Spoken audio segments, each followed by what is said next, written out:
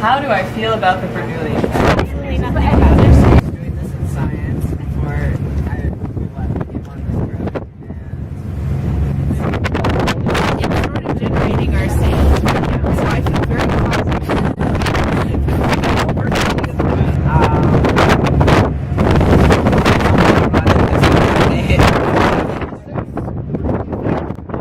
Well, I have to say I'm neutral at the moment since I'm not sure what the Bernoulli Effect is.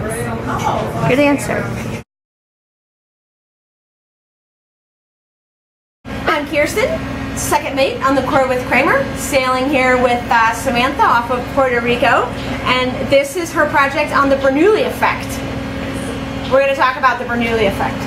So, do we all believe that airplanes fly? Airplanes stay up in the air because their wings are shaped like that. This is the airplane flying that way.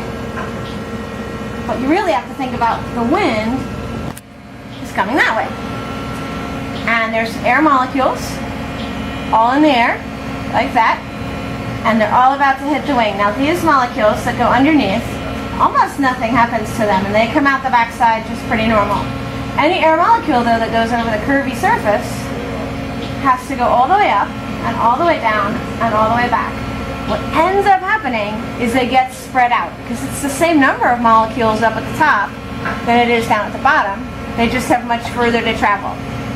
When air molecules spread out, you get a partial vacuum.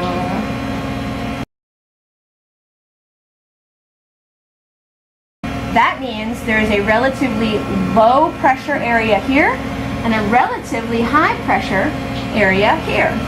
The thing to remember about vacuums is that vacuums suck. So what's sucking here is that this wing is getting lifted, and this is in fact what keeps an airplane up in the air. So here we are on a sailboat, the Corwith Cramer, and we have sails. They're shaped like that. There's a mast right here. There isn't a flat spot like there is right there, but it's the same shape. Same thing. We got air molecules here.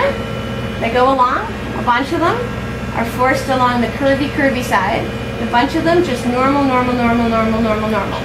And that causes a partial vacuum, which causes lift, which makes the sailboat move forward. Now the same thing works on frisbees, right? Same thing on a frisbee here, thrown through the air. Air molecules get forced up here. These ones go flat, and that causes lift. And another place where this happens is if you've ever walked down the street and you're carrying an umbrella, and suddenly the umbrella pulls up out of your hand, and that's the same deal. There were some air molecules going just plain on the bottom, and these ones that get stretched all the way out. It's not as if the wind was coming up from the sidewalk suddenly. It's just that you're getting Bernoulli across your umbrella. And that is the Bernoulli Effect in a nutshell.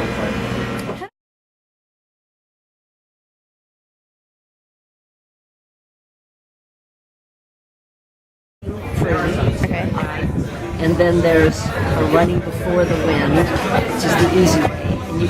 And then there's on a reach, okay? And with the reach, you need something below the water, because otherwise you would just go the direction that the wind is pushing you.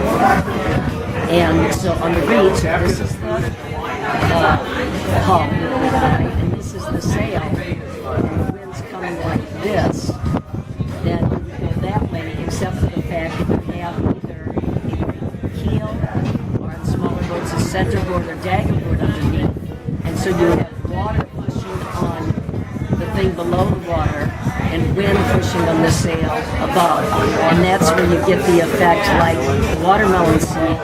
Wet watermelon seed, you're pinching it from both sides and it shoots forward. I just emerged from a shower.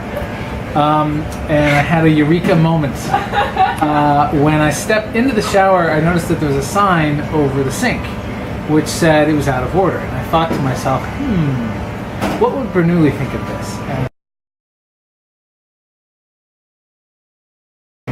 aha, there it is. All of the plumbing on the ship, whether it be plumbing that we use for washing and cleaning, water plumbing, pipes that carry oil, pipes that carry seawater, all of those pipes are subject to the Bernoulli principle because they have fluids moving through them, and the faster they move through them, the less pressure they exert on the walls of the pipe, which is why you always want to have high pressure in your pipes, because that will exert less force on them when the fluids move through them. Random thought. Back to you.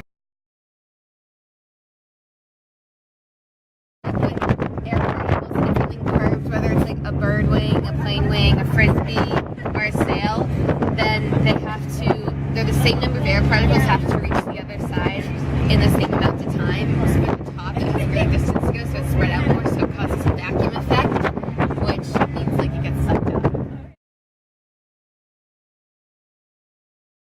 Here you can see how the wind moves faster on the top of the wing rather than slower on the bottom because there's a higher pressure on the bottom and a lower pressure on the top of the wing.